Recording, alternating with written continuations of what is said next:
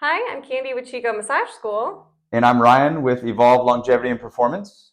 and we're here to show you some mobility and motility strengthening exercises that are very helpful for massage therapists. And anybody that's at a desk for a long time, you working the computer, anybody gripping a lot, and any really rotational athlete, golf, baseball, these are all applicable. So this is going to end up being about a 15-minute video for exercises that you can take all the way through for your self-care. Okay, so we'll get started with the first one, and we're going to work a lot of finger, wrist, mobility, and strength to start with, and then we'll get into some stretching. And then I'll show you our first Eldoa, which is good for desk worker posture, it's called. So it's T6, T7.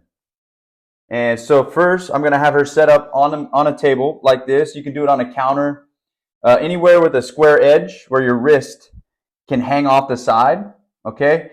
And you want to be in a good posture always. So we want to set a footprint for every exercise, okay? We no longer want to just be, okay, I can do this like this here and there. You know, I want to be in a good elongated spine posture at all times. Okay, so the first exercise is just going to be the opening of the fingers. So she's going to take her hand up into about this position, about a 45-degree angle off the table. She's going to bring her other arm underneath as a wedge, like this. Here? Yeah, onto the table and just as a support for the arm. Okay, now she wants to keep her wrist in complete alignment here. She doesn't want to have any flexion or extension of the wrist. And she's going to have her fingers just a little soft. And then the goal is to open the fingers as wide as possible. Open, open, open. Extend the webs, spread, okay? Spread through the forearm, and then release. And then open and release. And open and release. And open and release. Good. And she maintains the spine the entire time. She maintains the shoulder and elbow at 90 degrees. Okay, the goal of this exercise is 3 sets of 50 reps, but we start with 25, 30 as you begin your exercise protocol. Okay, perfect. That's exercise number 1. Okay, so she relaxes. Now, in between each strengthening exercise, we do something called the conductor, like you're conducting the band, okay? So you're going to let the elbows butterfly out, and you're going to let the fingers stay spread, and you're going to rotate the wrists. We do this for about 10 to 20 seconds. In between each exercise, just to help the motility of the tissue. Okay, good. She's finished that. Now, the next exercise is going to be wrist extension, because you do a lot of wrist flexion, a lot of grabbing, a lot of manipulation of the tissue. Okay, so she's going to be back to 90 degrees in the elbow. Make sure the shoulder is directly under the elbow. You don't want to be out here, and you don't want to be too posterior. Okay, right there. She's good. She's tall in the spine. Okay, her chin is in. She has a little bit of tension in the pelvis toward the nose to keep the spine, a little bit of tension in the spine. Okay, the first one I want to do, we're going to keep the fingers open, and then we'll do 1 set with the fingers closed. So she's going to extend the wrist and keep this part of the wrist on the table. So she doesn't extend the elbow or flex the elbow at all. Okay, she just extends the wrist, she goes down, and she extends the wrist. Again, up. Yeah, so she goes up, down, and once again, the goal for motor recruitment and motility of tissue is about 2 to 3 sets of 50 reps. So we want to work up to that, okay? 20, 30 repetitions to start with, couple sets, okay? She finishes this, then she makes a fist. Now she does the same thing, same motions with the closed fist. Okay, she's working here in this area of the forearm. When the fingers are open, she works more towards the fingers as well. Okay, we use this for strengthening in wrist extension. And now, once you get good, you can add tension to the wrist, or you can add a 1, 2, 3 pound dumbbell. Okay, and just use this and maintain here, not lifting anything else. You want to just work the wrist. Perfect. Okay, now we stay in this position, and we're going to turn on the side. So on the ulna, which is the pinky side bone, and we're going to work ulnar and radial deviation. So she's going to go down and back up, thumb towards the forearm. Good, down and up. And same thing, 20 to 30 repetitions, work up to 50, and then add a dumbbell. Okay, next exercise, last one here. She's going to make the hand flat again, okay? And we're going to work pronation and supination of the hand and forearm. Okay, so she doesn't move the elbow, nothing lifts, she rotates each direction she holds, she comes back and all the way across. And you should feel a little bit in the bicep because of the connection of the supinator. Good. You give the soup, which means supination, and then you pour out the soup. I like that. That's just a good way to remember. Serve the soup, supinator. This is pronation. Good, okay? And then once we're done, we do this. And we do both sides, okay? You do both arms every time. Even if you only have a problem on one, you do both sides. Good. Okay, now we're going to go into some stretching for the flexors and extensors. So I'm going to have her come up onto the table in a quadruped position, all fours. Okay, perfect. Okay, starting all fours without sitting back yet. Yeah, good. Okay, she's going to take both hands directly below the shoulders, so 90 degrees. Good. Now, we want to stretch the wrist flexors first, okay, the underside of the forearm. We're going to do one side at a time so that you can use your other hand for support. She's going to turn. She's going to keep her arm under her shoulder so she doesn't shrug, okay? She's going to turn her hand opposite direction. Fingers facing, out here, yeah. Fingers facing back towards your thighs. Okay, now she pretends like she drives a nail through her palm. So there's a little tension here already, but she has good flexibility. So now she's going to keep the head in line with the spine, chin is in. She's going to keep the spine in good integrity, and she's going to start to lean back, the pelvis toward the feet. And she keeps this pressing down, and now you can feel the tension in the forearm here, okay? And as you stretch now, I want you to start to think of stretching as we're getting the tissue to be able to be more mobile by allowing the fascia to glide and the water to move more efficient, okay? We're not lengthening the muscle. Okay, we want that fascia to move.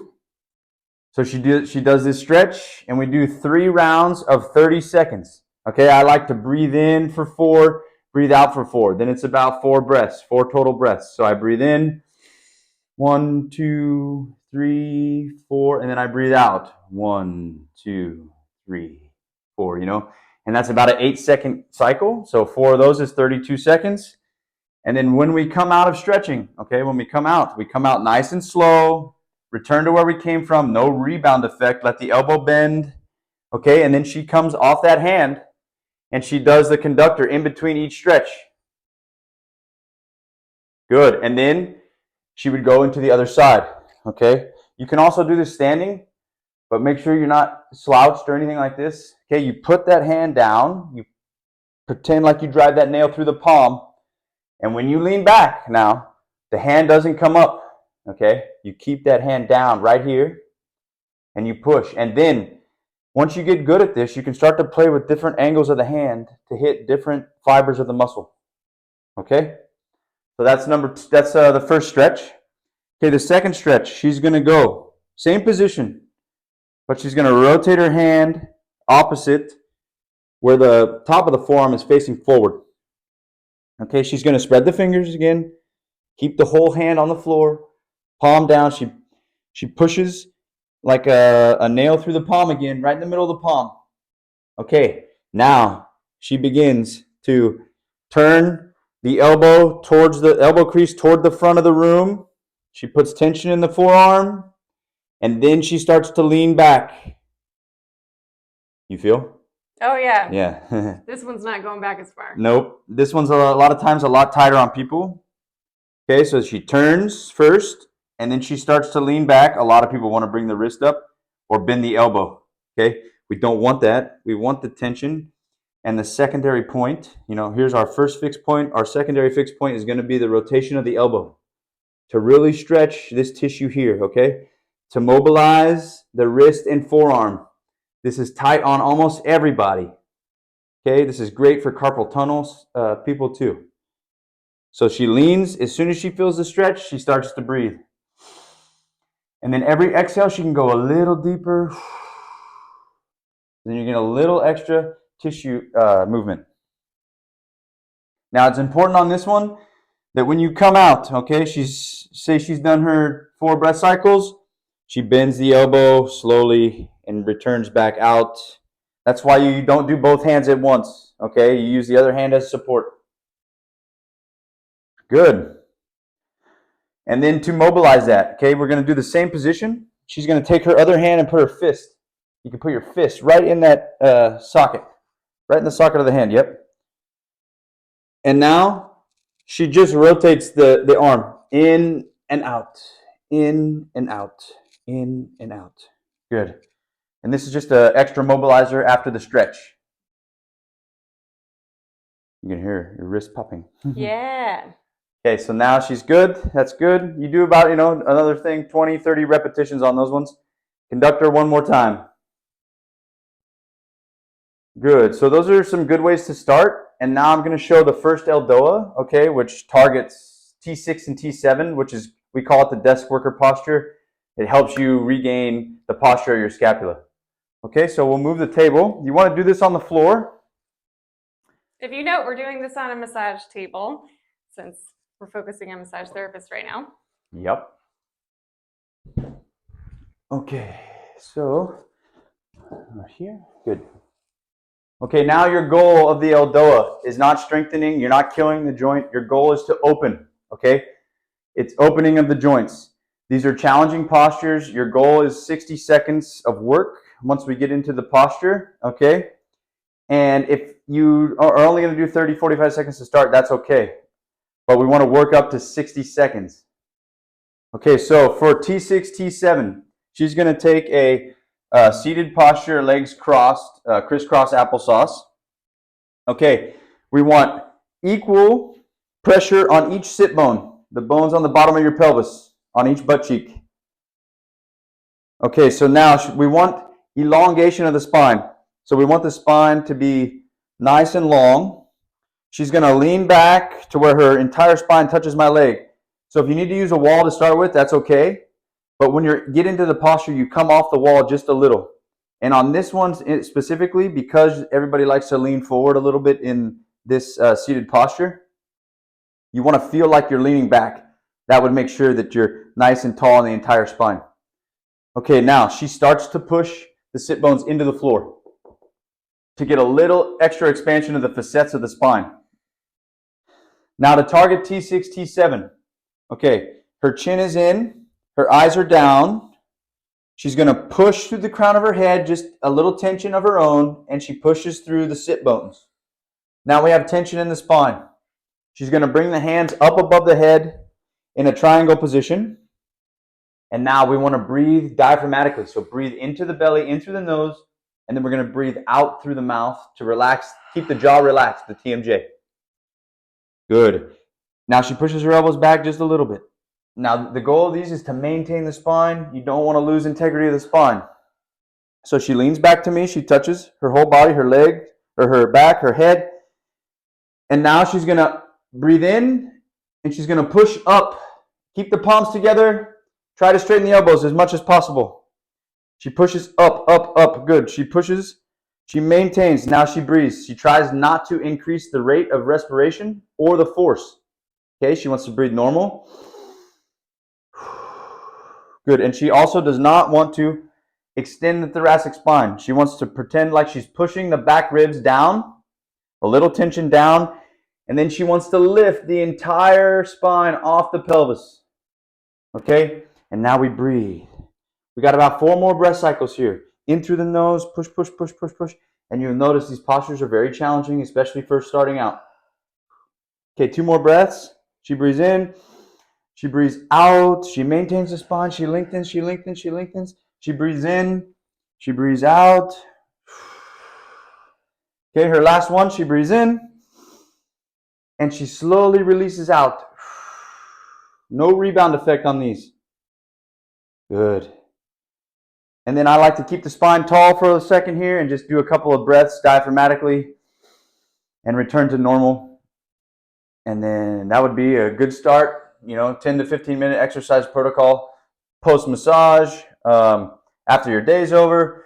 And if you're a desk worker, anytime during the day for you guys. Thanks. And a little goes a long way. So make sure that you incorporate this into your life and your routine to take care of yourself so that you can continue to take care of others. Perfect. And then follow us both on social media. We'll be posting more videos on how to take care of yourself, how to correct your posture, how to engage your body appropriately so that you have a lasting, happy, healthy career, and also things that you can learn to help with your clients' ailments. Yeah, and all modalities of life, for sure. Thank you.